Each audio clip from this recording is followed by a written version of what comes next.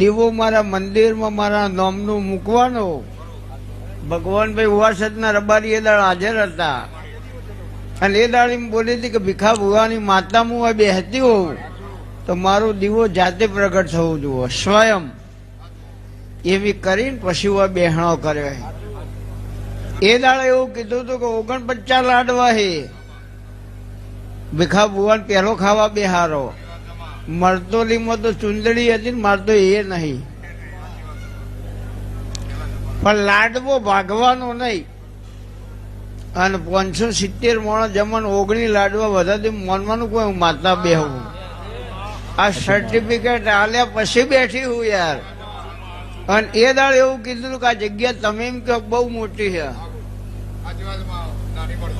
અને જગ્યા ખાલી માણસોને બેહવા માટે નાની પડશે.